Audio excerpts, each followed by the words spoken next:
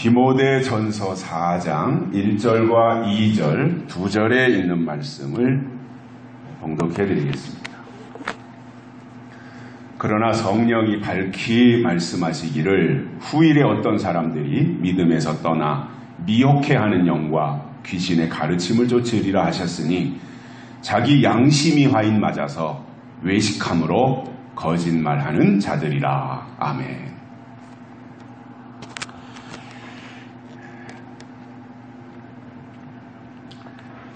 다단계에 현혹된 사람들과 이단에 빠진 사람들의 공통점이 있습니다.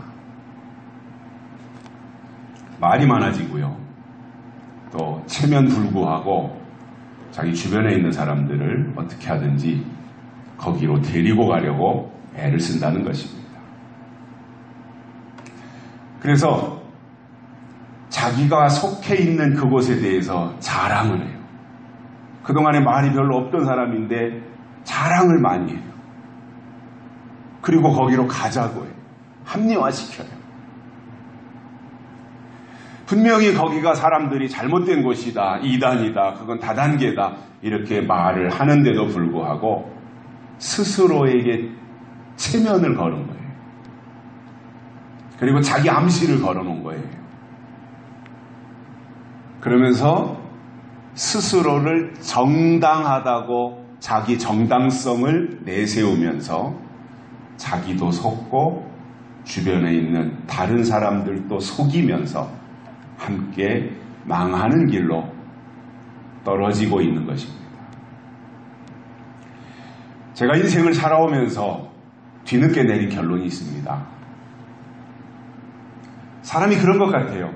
성향이 옳은 것에 대해서는 쉽게 마음을 열거나 흡수되지 않아요. 그런데 잘못된 것에는 금방 영향을 받아요. 그리고 마음이 그쪽으로 쏠리더라는 거예요. 왜 그럴까 곰곰이 생각해 봤습니다. 사람들이 왜 그럴까? 왜 옳은 것에는 마음을 안 주고 잘못된 것에는 저렇게 쉽게 동요할까? 그 나름대로 원인을 분석한 결과 사람들 속에 가치와 소신이 없기 때문이구나 이런 생각을 했습니다.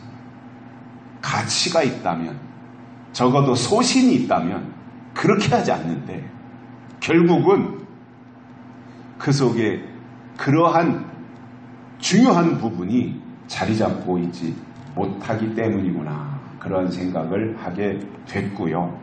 그래서 제가 강조하고 싶은 것은 이거예요.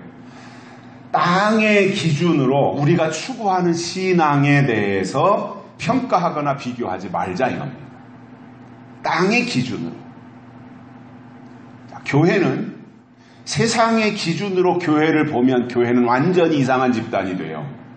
교회는 교회의 기준으로 교회를 봐야 되잖아요.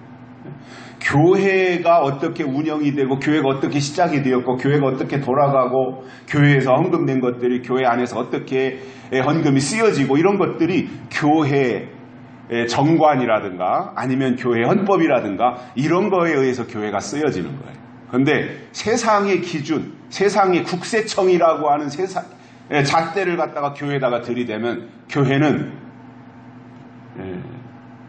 법을 위반한 이상한 집단으로 오해받게 된다라는 겁니다.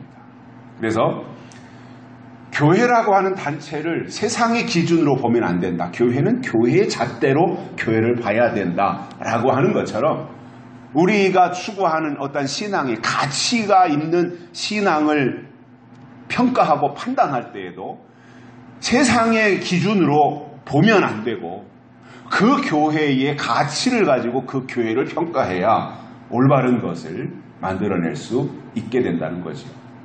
그래서 정말 우리가 이 시대를 위해서 하나님이 주신 요한계시록의 내용을 우리가 가지고 약속의 말씀을 신앙의 최고 가치로 가지고 있다면 그건 바로 금메달을 딴 것과 같은 거예요.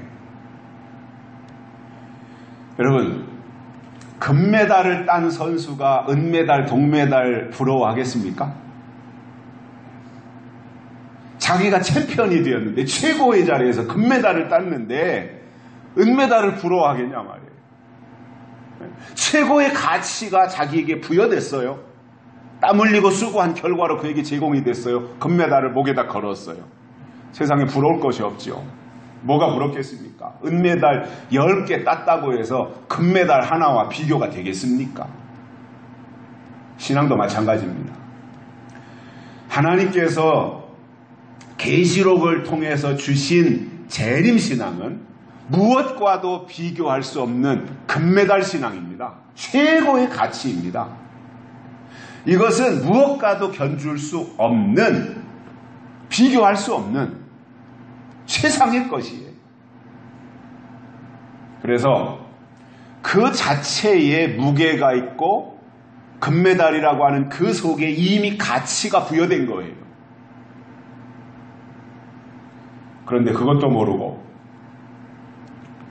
지금 우리들이 추구하는 이 신앙의 가치를 자꾸 땅의 것으로 비교해서 평가하려고 하고 판단하려고 한다면 그것은 소신이 없는 어리석은 사람들의 태도라는 겁니다. 반응이라는 겁니다. 제가 가끔씩 그런 표현을 하는데 아마 한 서너 번 제가 그러한 표현을 한 것 같은데, 자, 빌 게이츠나 스티브 잡스, 인격적으로 보면 우리와 동등한 사람이에요. 우리와 똑같은 사람인 거예요. 하나의 개체에 불과해요. 인격적으로 본다면. 그러나 그들의 영향력이나 그들의 가치는 저 후진국에 속하는 아프리카나 이런 미개한 나라에 살고 있는 수천 명, 수만 명, 수십만 명과 그 한 사람을 놓고 비교가 되지 않는 그들의 이 가치가 있는 거지요. 그래서 보이는 것만 가지고 평가할 것이 아니라 그 속에 품고 있는 신앙적 가치와 신념 그리고 소신이 더 중요하다는 것이고요. 저 개인적으로는 요한계시록이 옳고 이 시대에 주신 하나님의 말씀으로 확신하기 때문에 다른 어떤 것과도 타협하지 않고 신앙의 가치를 지키며 따라가고 있습니다. 자, 그러면 본문으로 돌아가서 하나님은 하나님의 종들의 이마에 인을 치신다, 즉 도장을 찍으신다, 이렇게 성경이 말씀하고 있는데, 그에 반해서 사단은 사단의 종들의 이마에 화인을 찍는다 이거예요. 불도장, 화인. 자, 하나님은 인을 치시고 사단은 화인을 친다 이거예요. 그래서 인을 맞느냐 아니면 화인을 맞느냐, 이 싸움이거든요 지금. 그리고 그것에 따른 결과에 있어서는 비교가 되지 않는 거예요. 인과 화인은, 하나님과 사탄은 비교 대상이 아니라는 거죠. 그래서 우리는 이마에 하나님의 인을 받아야지 양심의 화인을 맞아서는 안 된다라는 말입니다. 자, 여기서 저는 이것을 한 가지 더 유추해서 설명드리고 싶습니다. 양심은 마음이잖아요. 양심에다가 화인을 찍는다는 거예요. 자, 하나님은 이마에, 하나님의 종들의 이마에 인을 치세요. 도장을 찍으세요. 사단은 사람들의 마음의 양심에 화인을 찍는다. 그러면 우리가 성경적 내용을 통해서 볼 수 있는 것은 뭐예요? 양심보다 머리가 더 중요하다 그 말이에요. 결국 양심은 뭐예요? 도덕이에요. 머리는 뭐예요? 사상이에요. 이념이에요. 하나님에 대한 투철한 이념, 사상, 믿음, 이거잖아요. 그래서 우리가 양심 위에 있는 이마에 하나님의 인을 맞으면 화인을 물리칠 수 있다라는 겁니다.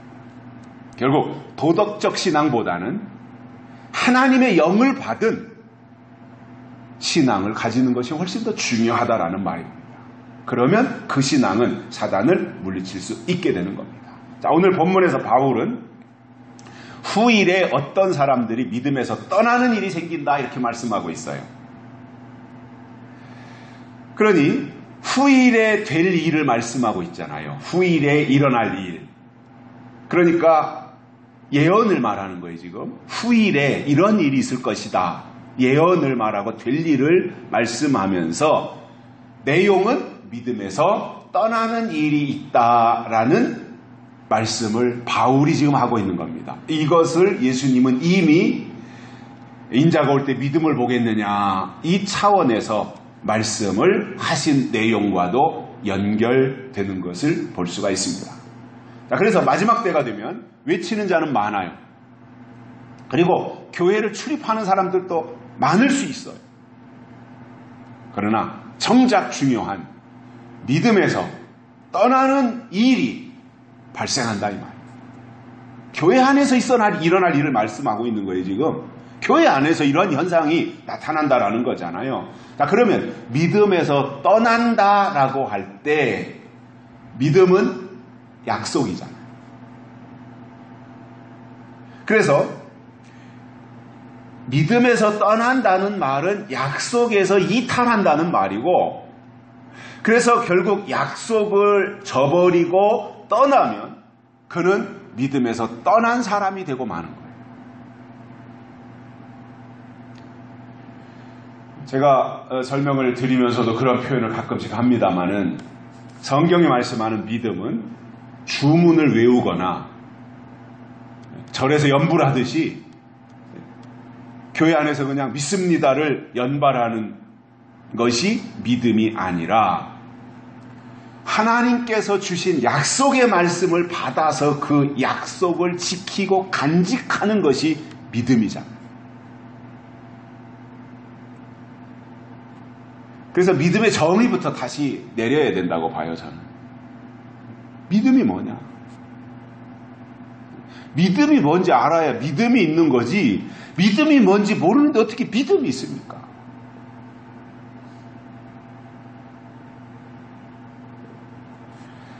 결국 약속의 말씀에서 떠나는 것이 믿음에서 떠나는 것이고, 이러한 사람들은 양심의 화인을 맞게 되는데, 이 화인 맞은 이러한 사람들에게 나타나는 현상이 무엇인지에 대해서 오늘 본문을 통해서 세 가지를 깨닫고 은혜를 받겠습니다. 첫째, 미혹해하는 영을 쫓아간다 이렇게 말씀했어요. 화인 맞은 자는 미혹해하는 영을 쫓아간다. 근데 우리가 살아가면서 보면 미혹의 역사는 너무 많아요, 사실은. 일일이 나열하기도 어려울 정도로 미혹은 너무 많아요. 그런데 이 미혹이 세상에서 일어나는 미혹이 아니라 교회 안에서 일어나는 영적인 미혹이기 때문에 심각한 문제가 된다 그 말입니다. 그래서 미혹해하는 영이 하는 일은 결국은 미혹인데, 이 미혹의 영을 받으면 미혹자가 되기 때문에 미혹해하는 영은 철저하게 분별하고 분석해서 내 속에 미혹해하는 영이 들어와 그 영에 사로잡혀 내가 미혹해하는 자가 되면 안 된다 그 말이잖아요. 자, 그러면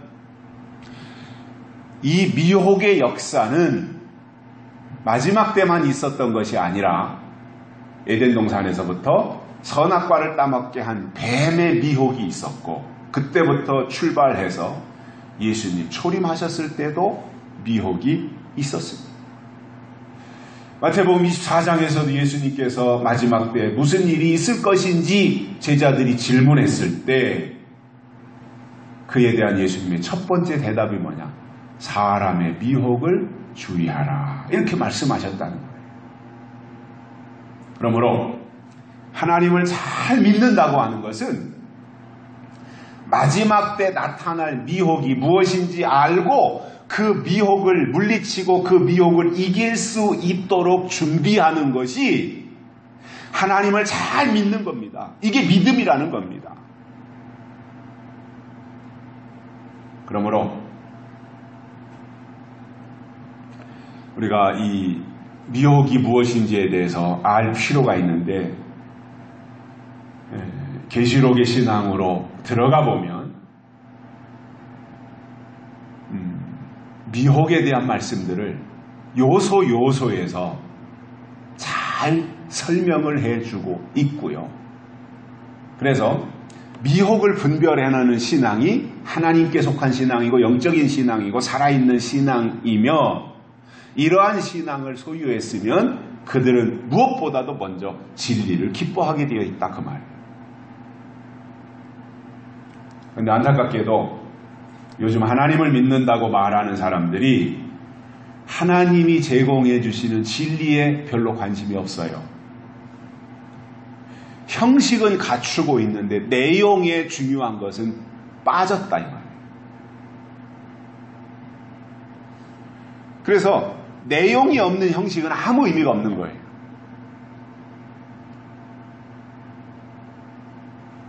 그 형식에 내용이 포함되어질 때 그 형식은 의미가 있는 거예요. 그러니까 형식보다 더 중요한 게 뭐예요? 내용인 거잖아요. 그 내용이 있다면 형식은 얼마든지 그 상황에 따라서 바꿀 수 있잖아요. 예를 들어서 내용이 교회로 한다면 진리가 확실하다라고 하면은 설교부터 하고 나중에 다른 순서를 할 수 있어요. 또 바꿔서 다른 설교 다 하고 다른 순서 다 하고 설교를 나중에 할 수도 있어요. 내용이 분명하다면 형식은 중요하지 않단 말이에요. 그러나 내용이 빠진 형식은 아무리 웅장하고 그럴듯하게 갖춰져 있더라도 그것은 종합선물 세트 포장지에 불과하다 그 말이에요. 포장지가 중요합니까? 그 속에 담겨진 내용이 중요한 겁니까? 내용이 정확하다면 포장지는 없어도 상관없는 거예요. 그러나 내용이 충실한데 그 충실한 내용을 돋보이게 하기 위해서 거기다가 포장지를 잘 씌웠다고 할 때는 그 포장지는 내용을 돋보이게 한 것이기 때문에 의미가 있는 거죠. 저는 결과만을 추구하는 사람은 아닙니다. 저는 정당한 결과에 도달하기 위해서는 과정이 중요하다고 생각하는 사람입니다. 과정이 없이 그 결과가 절대 나오지 않는다는 겁니다. 그러니까 동기도 중요하고 과정도 중요하고 결과도 중요한 거잖아요. 이것이 다 갖춰져야 되잖아요. 정당하게 갖춰져야 되잖아요. 그런데 동기는 거룩했는데 거룩한 동기를 가지고 신앙을 출발했는데 과정을 무시하고 과정을 뛰어넘는다든가 과정을 외면한다든가 그러면서 또 결과는 좋게 하려고 생각한다? 그것은 우리 신앙의 원리가 아닌 겁니다. 예수님의 원리는 뭐예요? 십자가가 없이는 면류관이 없다는 거잖아요. 과정은 십자가라는 거예요. 결과는 면류관이라는 거예요. 그런데 과정, 십자가를 외면한 주제에 면류관을 받겠다고 하면 그 면류관이 그에게 제공이 되겠냐라는 거죠. 그렇게 염치 없는 신앙생활을 하면 안 된다는 겁니다.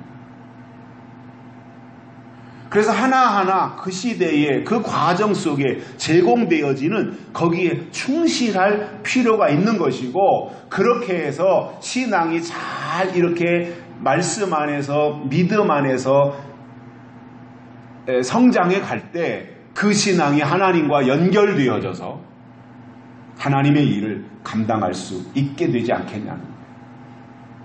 그런데 오늘날 사람들이 땅의 것에 지나칠 정도로 집착하다 보니까 미혹의 영에게 무방비 상태로 노출이 되어 있어요. 그러니까 다 점령당하는 거예요. 자, 가끔씩 그 시골에서도 보면 그 싸구려 물건을 가져와 가지고 어르신들을 모아놓고 거기에서 뭐 그럴듯한 얘기 무슨 가짜 박사 데려다 놓고 말이에요. 교회에서 간증 비슷하게 뭐 누가 이런 병이 있었는데 이것 먹고 나았다. 이 팔찌 차고 다니면서 뭐 근육통이 없어졌다. 뭐 고혈압이 내려갔다. 이런 식으로 현혹하는 사람들이 시골에 와서 있을 때 할 일 없는 시골 어르신들이 겨울에 일을 다 끝내놓고 이제 심심하니까 한 번, 두 번 거기 가다 보면 거기에 이제 현혹이 되어가지고 그 시간이 되면 가고 싶어서 궁금해지잖아요. 그럼 거기 가서 듣다 보면은 사게 되는 거예요. 근데 내가 정상적으로 내가 필요에 의해서 약국에 가서 사면 10,000원이면 살 수 있는 게르마늄 팔찌를 거기에서는 50,000원 주고 판단 말이에요. 바가지를 쓰는 거잖아요. 근데 효능에 있어서 성능에 있어서 좋으냐? 터무니없는 거죠. 그렇지 않은 거예요. 자, 그러면 이렇게 해서 그냥 싸구려 10,000원짜리를 50,000원 주고 샀다. 나중에 알고 보니까 이거 내가 손해봤네. 그놈들 나쁜 놈들이었구나. 내가 그냥 뭐 찐빵 하나 사 먹으시면 치지. 이렇게 하고 지나가면 돈 피해가 크지 않으니까 상관없는데 단위가 높아졌을 땐 얘기가 달라지잖아요. 예를 들어서 요즘 유행하고 있는 작년에 유행했던 비트코인 같은 거 300만 원, 400만 원 했던 것들이 막 2,500만 원, 2,700만 원 이렇게 올라가니까 거기에 사람들이 막 돈을 빌려가지고 샀어요. 그런데 그러고 나니까 비트코인 뚝 떨어져가지고 다시 700만 원, 600만 원으로 떨어져. 그 돈을 어디 가서 보상받아? 그러니까 자살하고 막 그랬잖아요. 단위가 높아지니까 달라지는 거예요. 그러면 우리의 영혼의 문제로 대입해보잖아요. 교회 안의 문제로 가지고 와서 교회 안에서 이렇게 미혹의 영이 역사할 때 내가 그것에 대해서 판단하거나 분별할 수 있는 능력이 없어서 내 영혼이 미혹당했다고 그럴 때 그것에 대한 보상을 어디 가서 받겠냐는 거예요. 그래서 교회는 미리 그런 것들에 대해서 알려주고 준비하게 하고 예방주사를 놔줘서 그런 것들로부터 이길 수 있는 저항력을 가지도록 해줘야 되는 것이 마땅한 일이건만 이 시대에 점점 예수님이 다시 오실 때가 됐다고 교회가 그 말 한마디는 하면서 그렇기 때문에 미혹자가 온다, 미혹을 어떻게 이긴다, 예수님을 어떻게 맞이할 수 있다, 이것에 대해서는 다 함구하고 있는 이것은 심각한 문제가 되는 거죠. 직무유기잖아요. 그러면 미혹의 영이 교회 안에서 역사한다고 할 때, 그래서 많은 사람들이 믿음에서 떠나도록 한다고 할 때, 그 역사하는 영이 기독교 신앙과 상관없는 사람들이 아니라는 말이라는 거죠. 목사일 수 있고 장로일 수 있고 교회의 중직자들일 수 있고 앞장서서 일하는 사람들일 수 있다는 거예요.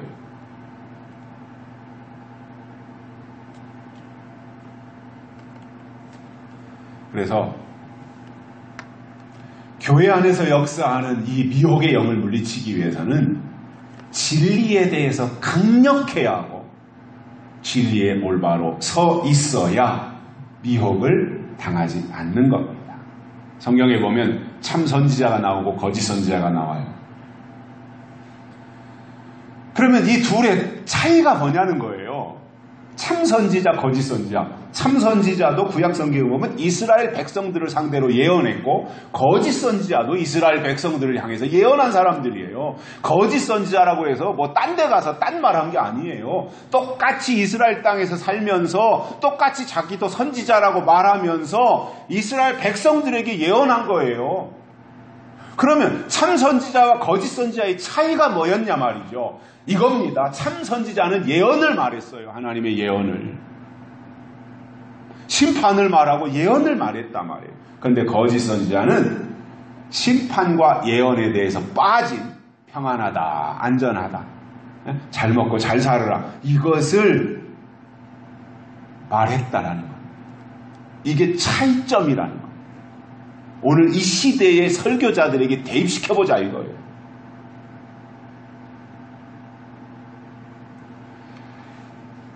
그래서 미혹의 영을 받은 자들의 공통점이 두 가지가 있어요. 미혹의 영을 받은 자들의 공통점이에요. 두 가지가 있어요. 하나는 그들은 절대 진리를 말하지 않아요. 미혹의 영을 받은 자들은 절대 진리를 말하지 않아요. 마치 한국에 살면서 종북 주사파의 어떠한 이념을 받은 사람들이 북한 정권을 말하지 않는 것과 똑같은 거예요. 옹호하려고 하고 말이죠. 감싸려고 하는 그것과 똑같은 거예요. 미혹의 영을 받은 사람들은 진리에 대해서 말하지 않아요.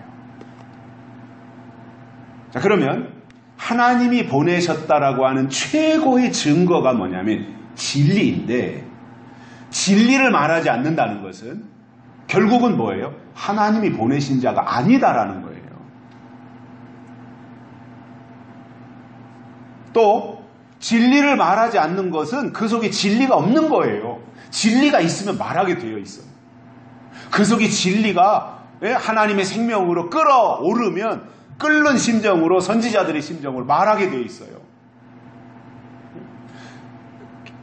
가스레인지에다가 주전자에다 물을 담아서 가스레인지에다 올려놓고 불을 켜면 100도씨가 되면은 물이 막 끓고 수증기가 올라가고 뚜껑이 막 덜컹덜컹 하는 게 끓는 증거가 나오듯이 그 속에 진리가 있으면 말하게 돼 있어요. 그런데 오늘날 보십시오. 일반적인 진리는 말해요. 일반적인 의미의 진리는 말해요. 근데 때를 따라 주시는 진리는 말하지 않아요. 없다는 얘기입니다. 자, 하나님이 보내지 않았어도요, 목사가 될 수 있고 장로가 될 수 있어요. 또 교인이라는 이름을 가질 수 있어요. 하나님이 부르지 않았어도 교회 다닐 수 있어요.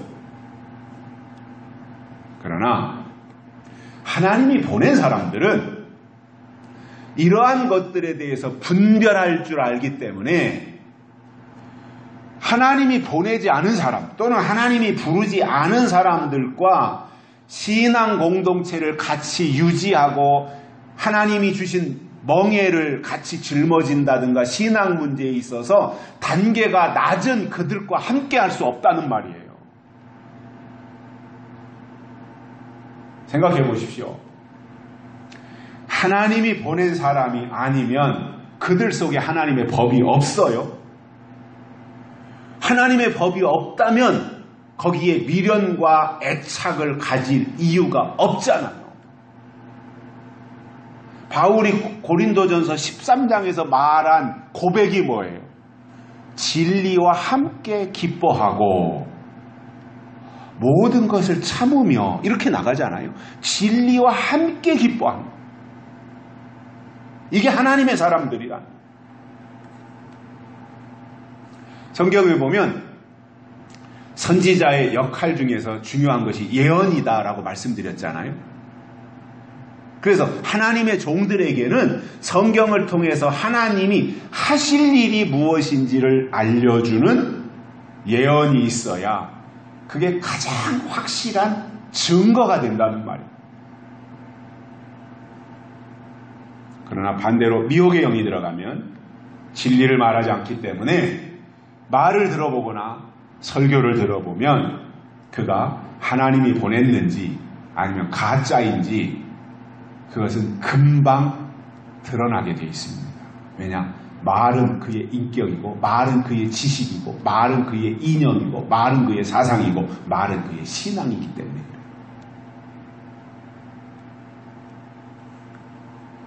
또 한 가지 미혹의 영이 들어가면 영적인 것과 육적인 것에 대해서 분별하지 못합니다. 분별력이 없습니다. 분별력이 없는 그 사람들의 하는 말 중에 대표적인 말이 이겁니다. 믿음은 다 똑같다라는 거예요. 교회 다니면 다 천국 간다. 이 말을 하는 거예요. 싸구려 말만 하는 거예요. 그러다 보니 육신이 육적 사역을 감당하는 것에는 문제가 없어 보입니다. 기도도 하고 설교도 하고 신방도 하고 헌금도 하고 이거 하는 것에는 아무런 문제가 나타나지 않아요. 왜? 그건 다 똑같이 하는 거니까. 그렇지만 하나님의 뜻이 없이 타성에 젖어서 형식적으로 하는데 부르신 분에 대한 진정한 감사와 앞으로 나타날 될 일과 하나님이신 예언의 말씀에 대한 기대나 사모하는 마음, 그리고 하나님이 원하시는 것이 없다면 그것은 육적 신앙에 불과하다는 말입니다. 바울은 로마서 8장에서 육신의 생각은 사망이고 하나님과 원수되는 것이다 이렇게 말씀했어요. 바울이 한 이 말씀도 교회 밖에 있는 사람들에게 하신 말씀이 아니에요. 교회 안에 있으면서 육신의 것에 사로잡혀 있는, 육신의 것에 몰입되어 있는 사람들에게 하신 말씀입니다. 그러므로 여러분 기억하십시오. 미혹의 영을 받은 자들 속에는 진리가 없습니다. 진리가 없으니 분별을 못합니다. 그들 속에는 미혹의 영이 역사하게 된다는 말입니다. 그리고 또 한 가지는 이런 겁니다. 우리가 살아가면서 신앙적으로 미혹당하지 않기 위해서는 자기가 해야 될 일도 있어요. 그게 뭐냐면 특정한 사람을 맹신하지 말라는 거예요. 사람을 맹신하지 마라. 우리나라 사람들은 사람을 맹신하는 걸 좋아하는 것 같아요. 정이 많아서 그런 건지. 그래서 저는 신앙은요, 물론 지적인 면, 정적인 면, 의지적인 면, 지정의가 다 동원돼야 되는 것은 맞지만 비중을 놓고 볼 때 지적인 면이 더 앞서야 됩니다. 정적인 면. 머리가 앞서야 돼요, 가슴보다.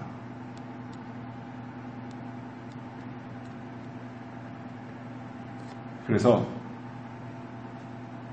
설령 우리 교회라고 할지라도 어떤 특별한 주장에 대해서 쉽게 그쪽으로 치우칠 것이 아니라 오랫동안 지켜보고 그리고 그것을 성경과 비교해 본 후에 신중하게 행동해도 결코 늦지 않는다는 거예요.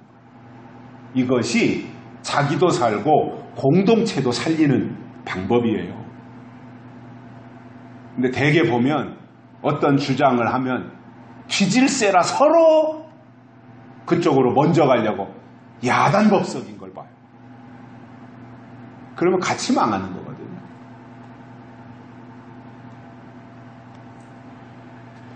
예수님이 재림하시기 직전에는 거짓 선지자들이 나타나서 미혹한다고 했는데 이때에 현혹당하지 않으려면 성경을 통해서 계속해서 새로운 지식을 공급받아야 됩니다. 그게 자기를 지키는 방법이에요. 계속해서 새로운 지식을 성경을 통해서 공급받아야 돼요. 그래야 위장하고 변신해서 접근하는 악한 영을 분별해서 물리칠 수 있습니다.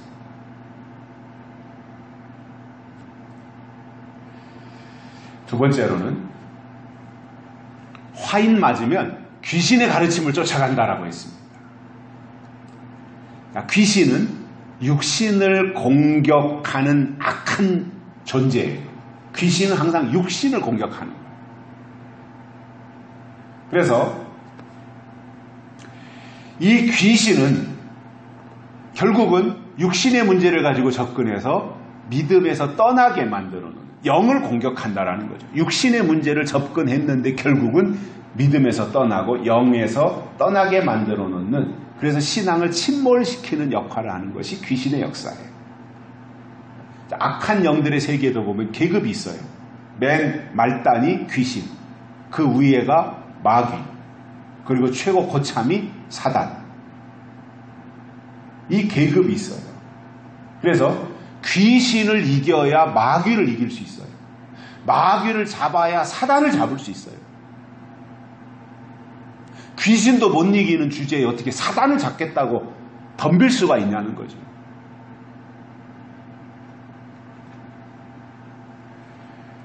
이것을 반대로 거꾸로 말하면 사단을 정복할 수 있으면 마귀나 귀신은 아무것도 아니라는 얘기입니다. 골리앗을 때려잡고 나니까 그 밑에 있던 부관 또는 소대장, 중대장 별거 아니에요. 다 뿔뿔이 흩어지잖아요. 골리앗을 한 방에 다윗이 물리치니까 그 조직이 와해돼 버리잖아요. 그래서 우리가 사탄을 이기는 무기를 가져야 됩니다. 그게 뭐예요? 성경에서 철장권세라고 말씀하고 있어요. 그래서 계시록 안에서 우리의 영이 뿌리 내리고 자리 잡고 있어야 된다 라는 겁니다. 자, 그러면 여기서 귀신의 가르침이라고 하는 것은요, 육신이 듣기 좋은 말만 해주는 거예요. 여기 귀신의 가르침이에요. 세상에서 육신이 잘 되라, 세상에서 세상 사람들에게 육신이 행복해라, 육신이 형통하라, 이것은 덕담이 될 수 있고 좋은 말이 될 수 있어요. 근데 교회 안에서 그리스도의 피로, 예수의 피로 거듭났다고 말을 하는 사람들이 그러한 사람들 모인 자리에서 육신이 듣기 좋은 말, 세상적인 이야기, 땅의 이야기, 이런 것만 늘어놓는다고 하는 것은 귀신의 가르침이에요. 교회는 가장 핵심이 뭐예요? 예언의 말씀이 있어야 돼요. 선지자는 예언자예요. 선지서는 예언서예요. 가장 핵심, 하나님이 구약에서 왜 선지자들을 보내셨나? 예언하기 위해서. 신약에 와서 하나님이 왜 사도들을 부르셨는가? 예언하기 위해서요. 그래서 신약에 와서 편지서는 예언서입니다. 결국 하나님이 성경을 우리에게 주신 이유가 뭐냐? 예언이에요. 계시록이 뭐예요? 예언이에요. 이 예언의 말씀을 읽고 듣고 지키는 자들이 복이 있다, 이렇게 말씀하고 있죠. 그런데 오늘날 교회에서 예언이 없다라고 할 때, 이것은 하나님이 보실 때 영적인 교회 공동체의 모습은 아니라는 겁니다. 자칫 귀신의 가르침만 쫓는 집단으로 낙인 찍힐 수 있는 것입니다. 그래서 땅의 소리, 땅의 설교, 기복설교, 기복신앙, 이것은 다 귀신의 소리, 귀신의 가르침이라는 겁니다. 그래서 건물이 교회인 것은 아무런 의미가 없고요.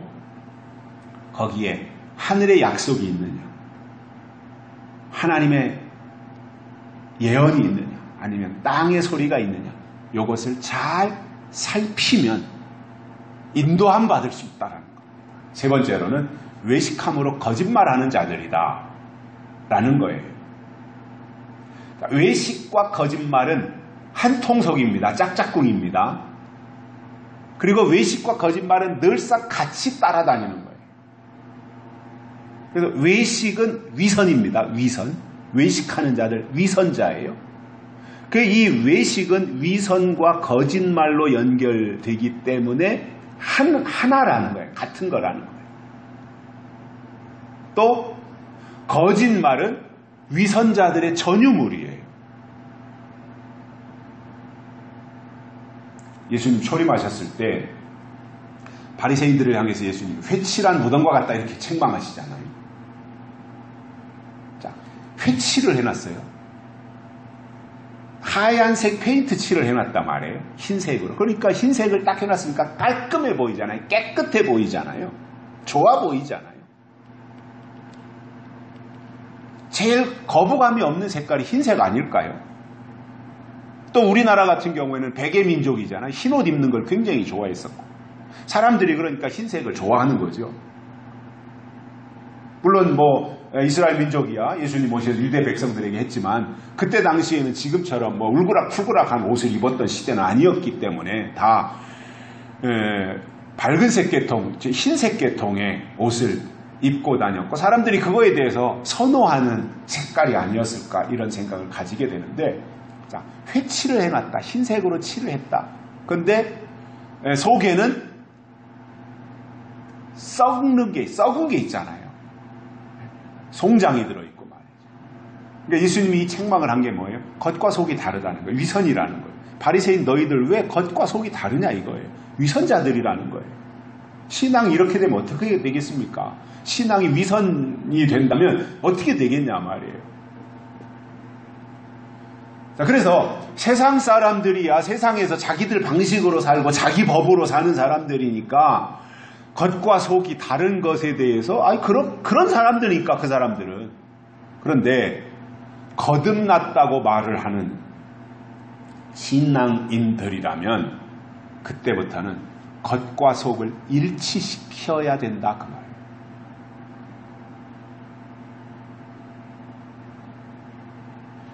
그런데 재림이 점점 가까워지고 있는 이 시점에서 오히려 믿는 자들 속에 위선이 범람하고 있다라는, 설교하는 사람들에게서 위선이 더 증가하고 있다. 더 아주 말할 수 없을 정도로 위선이라는 거예요. 그래서 카멜레온이 그때그때마다 색깔을 바꾼다 그러잖아요. 자기 변신하는 거 아니에요. 색깔을 바꿔서. 그래서 아주 그 요상한 사람들 보고 저 사람은 카멜레온 같은 사람이라는 거잖아요. 믿을 수 없는 사람이다라는 거죠. 요랬다 저랬다 변심을 하니까. 그러니까 우리가 하나님 앞에서 나와서 신앙생활 하는데 그때 카멜레온처럼 색깔을 바꾸고 마음을 바꾸고 그렇게 해서 겉과 속이 다르다고 할 때 그것이 바로 예수님이 초림하셨을 때 바리새인들이었고, 오늘날 위선을 하는 회칠한 무덤과 같은 신앙생활을 한다면 똑같이 바리새인들처럼 되고 말 것이라는 것. 결론으로, 자, 마지막 때가 되면 위선과 거짓이 판을 쳐서 겉으로만 봐서는 뭐가 뭔지 분간을 할 수 없기 때문에 내용을 봐야 되고 본질을 볼 수 있어요. 속을, 심령을 꿰뚫어 볼 수 있어요. 그 능력을 갖춰야 되는 거예요. 그래야 우리가 바로 가는데, 그 양심에 화인 맞은 자들이 나올 때 뿔 달린 도깨비로 나온다면 그거 분별하지 못할 사람 아무도 없어요. 사단의 역사가 교회 안에서 시작될 때 괴상한 괴물로 귀신의 역사, 사탄의 역사, 마귀의 역사가 나타난다면 그거 분별 못할 사람 아무도 없어요. 근데 문제는 뭐예요? 가장한 천사로 오기 때문에 문제가 돼요. 그러니까 겉으로 보면 가장한 천사예요. 그러니까 겉으로 보니까 천사인데 속도 천사냐? 이걸 볼 수 있어야 된다는 거예요. 속에는 노략질하는 이리가 들어앉았는데 겉으로 가장한 천사의 모습, 날개 달린 천사의 모습, 미소 짓고 있는 천사의 모습만 보고 아이고 천사표네, 천사씨네, 그리고 겉으로 천사니까 속도 천사인 줄 알고 마음을 그리로 뺏겨서 쏠려버리면 미혹당하게 된다. 그러니까 마음을 뺏기기 전에 겉으로 내가 보니까 아 천사인데 속도 천사냐 겉만 천사냐 이것을 보고 가자. 이거 뭐 잘못될 거 없잖아요. 한 발 늦게 간다고 해서 뒤떨어지는 것도 아니고 정확하게 가자는 거잖아요. 돌다리도 두드려가는 심정으로 마지막 때니까 미혹자들도 있으니까 우리 주변에서 온갖 우리를 우는 사자처럼 삼키려고 하는 이 시대 속에서 우리가 이왕이면 철저하게 가자라는 거죠. 바르게 가자라는 거죠. 이 양심에 화인 맞아서 믿음에서 떠나게 하는 이 미혹의 역사는 교회에서 나온다라는 게 문제가 되는 거예요. 목사라는 이름으로 나올 수 있어요. 장로라는 이름으로 나올 수 있어요. 교인이다 또는 교회 중직자들이다 이러한 이름으로 나오기 때문에 겉만 보고 마음을 뺏기지 말자 그 말. 그래서 미혹은요, 지나간 것에 대해서는 말하는데 다가올 것에 대해서는 말하지 않는 게 미혹이에요. 된 일은 말하는데 될 일은 말하지 않는 이것이 미혹이에요. 그래서 이러한 것들을 잘 분별해서 양심이 화인 맞은 거짓과 위선 그리고 귀신의 가르침을 이겨내고 분쇄시키고 이마에 하나님의 인치심을 받는 종들로 살아가시기를 주의 이름으로 축복합니다. 살아계신 하나님 아버지 감사합니다. 오늘 또 우리를 불러주시고 하나님의 말씀을 듣게 해주셔서 감사를 드립니다. 오늘 또 주신 말씀 이유가 되어져서 우리가 다 하나님의 사람으로 살게 하시고 거듭난 또는 구별된 사람답게 영적 분별력을 간직하고 또 진리에 속한 사람으로 살아가는 저희들 되도록 축복해 주옵소서. 다시 오실 예수님의 이름으로 간절히 기도드리옵나이다. 아멘. 찬송가 359장.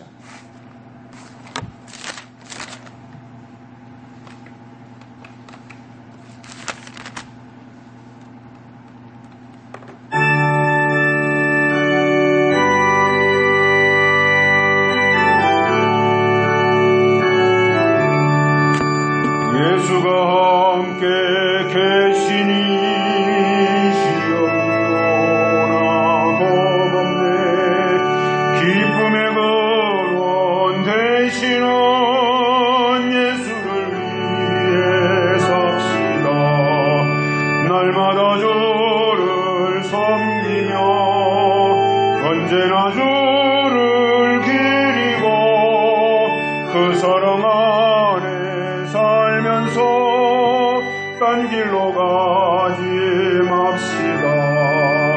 이 세상 사는 동안에 주 이름 증거하면서 무한한 복락 주시는 예수를 위해 삽시다. 날마다 주를 섬기며 언제나 주